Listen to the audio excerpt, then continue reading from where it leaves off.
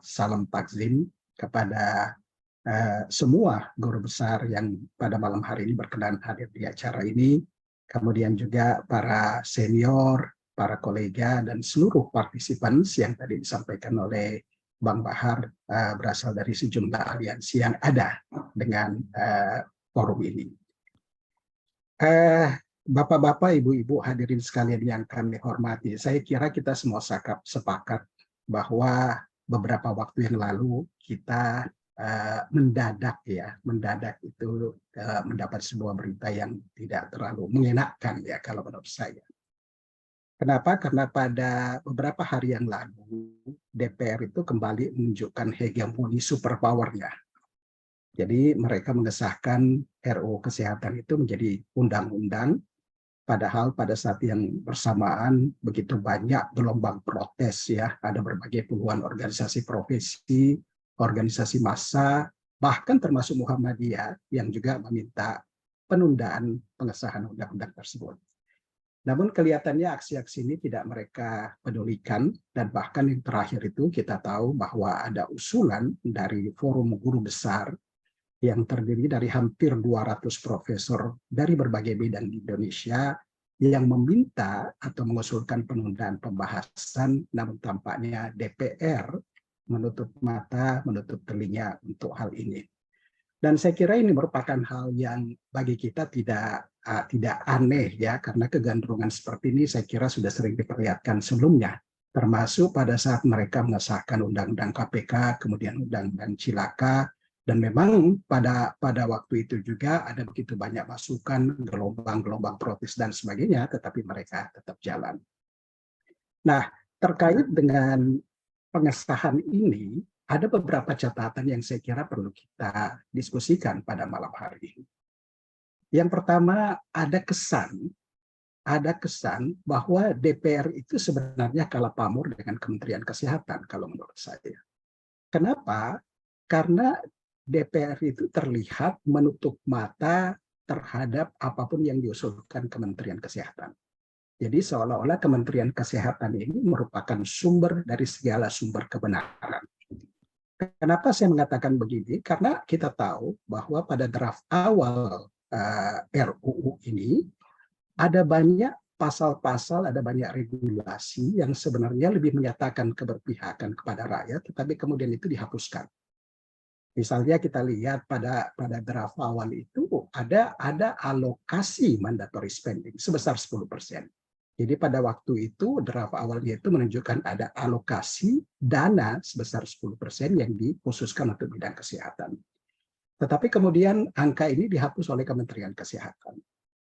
Kemudian juga pada draft awal itu ada usulan untuk membuat satu organisasi profesi yang diakui bagi setiap profesi. Itu disebutkan di dalam pasal tambahan.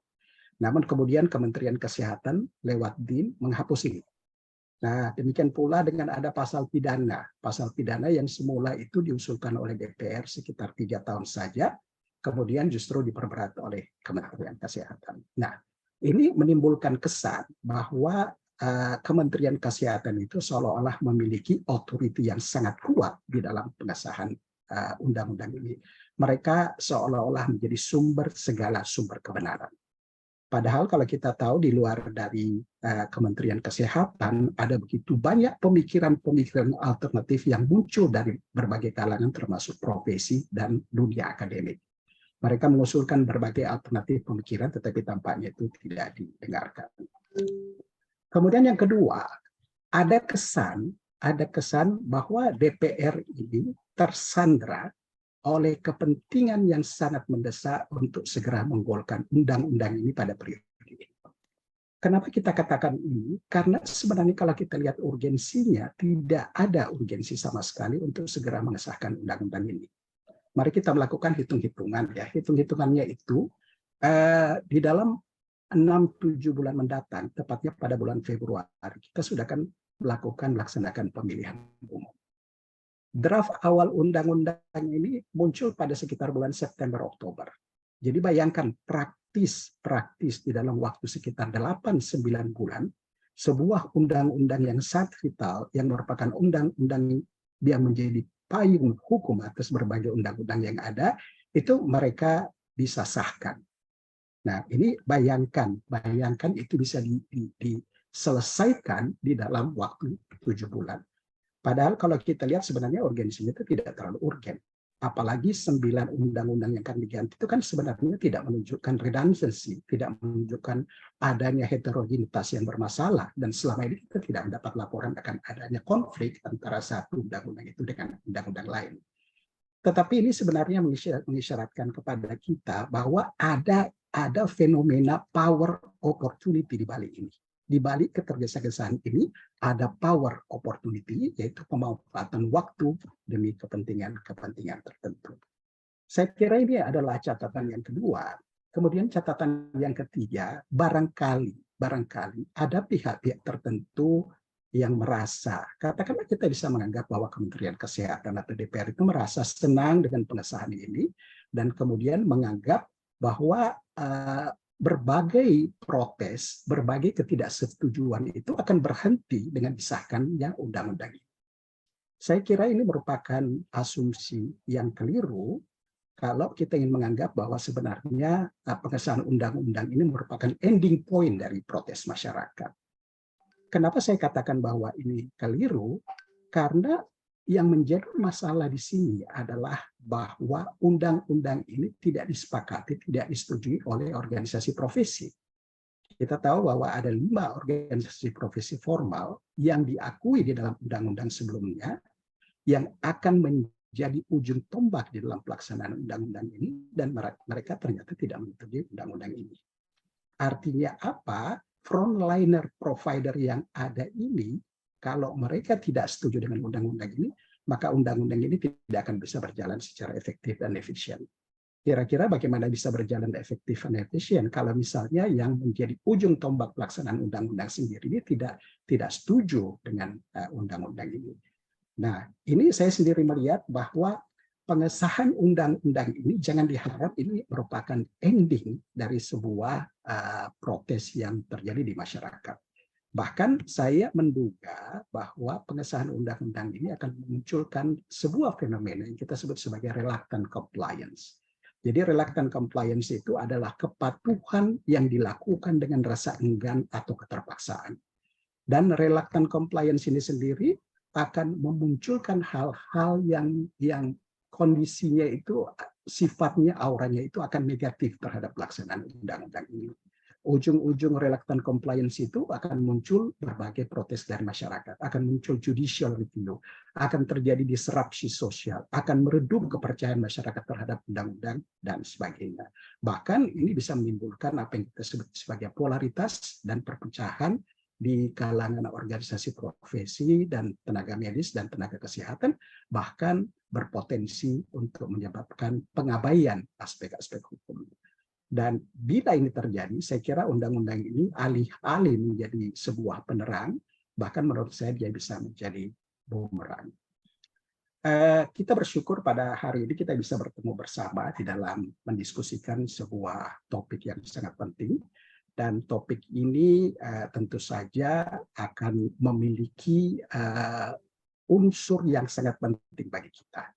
Nah, pada kali ini kita akan mendiskusikan topik ini dengan mengundang sejumlah profesor yang ada pada Forum Guru Besar Lintas Profesi, yang kita tahu Forum Guru Besar ini sempat mengajukan petisi 1 hari sebelum disahkannya undang-undang tersebut. Nah, nanti kita akan mendengarkan pemaparan dari sejumlah pakar, dari sejumlah ahli, dan juga pemaparan dari sejumlah guru besar yang akan memberikan insight-nya terkait RUU Kesehatan pasca disahkannya ini. Nah, barangkali sebelum kita memberikan kesempatan kepada moderator untuk memimpin acara ini, perkenankan saya mengundang perwakilan dari Forum Guru Besar Lintas Sektoral untuk memberikan sedikit pengantar sebelum kita memasuki acara pada malam hari ini. Dengan hormat, perkenankan saya mengundang Profesor Dr. Andi Asadul Islam, SPBS Konsulen. Profesor Andi Asadul Islam ini merupakan guru besar di bidang yang sangat spesifik di bidang kedokteran, yaitu bidang bedah saraf. Beliau adalah spesialis bedah saraf dan beliau ada konsulen yang berasal dari Fakultas Kedokteran Universitas Hasanuddin Makassar. Kepada yang kami hormati, yang kami banggakan, Prof. Andi Asadul Islam, silakan Prof. bisa memberikan kata pengantar sepatah kata sebelum kita mulai acara ini. Silakan Prof. Asadul.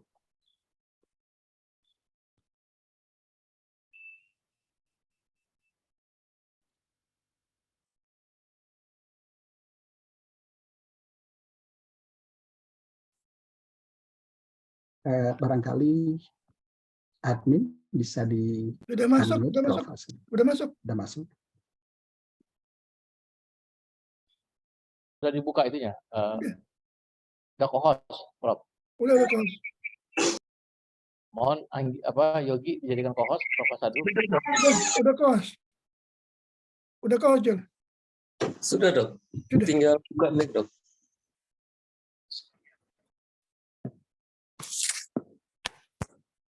Ya, Prof. Asadul, silakan Prof. Asadul. Waktu dan tempat kami persilakan Prof. Asadul.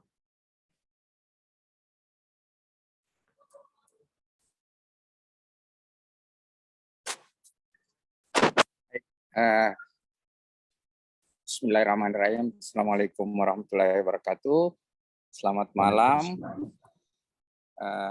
Ya, saya sekedar maaf. Sepertinya saya punya sinyal nggak begitu bagus, tapi nggak apa-apa. Marilah kita sama-sama mengucap puji syukur kepada Allah Subhanahu wa Ta'ala atas kesempatan yang diberikan kepada kita untuk berkumpul walaupun melalui Zoom pada malam ini. Dan saya ingin mengajak kaum muslimin muslimat senantiasa mengirimkan selawat taslim kepada junjungan kita Muhammad sallallahu alaihi wasallam. Saya Dr. Iqbal, saya hanya membuka aja sekedar prakata dan ingin mengucapkan terima kasih banyak kepada teman-teman sejawat dan para profesor dari berbagai bidang ilmu yang turut bergabung pada acara ini yang digagas oleh Dr. Iqbal dan kawan-kawan beserta kami beberapa profesor, Prof. Zainal, saya, Prof. Andi Asadul, kemudian Prof. Minaldi Rasmin, dan Prof. Sukman yang ikut menggagas pertemuan ini atau forum ini. Sekali lagi saya atas nama penggagas mengucapkan terima kasih banyak kepada seluruh pihak, semua pihak yang turut berpartisipasi dalam forum ini. Silakan saya kembalikan ke Dr. Iqbal. Silakan. Ya, terima kasih Prof. Asadul. Ini mohon maaf mengganggu Prof. Asadul ya, mungkin lagi sementara traveling ya Prof ya. Dengan kendala network saat ini. Baik, terima kasih Prof. Asadul yang kami hormati, yang kami banggakan. Terima kasih atas sambutannya, pengantarnya untuk acara ini. Baik, para Bapak-bapak, Ibu-ibu, partisipan sekalian yang hadir acara ini. Selanjutnya kita serahkan acara ini kepada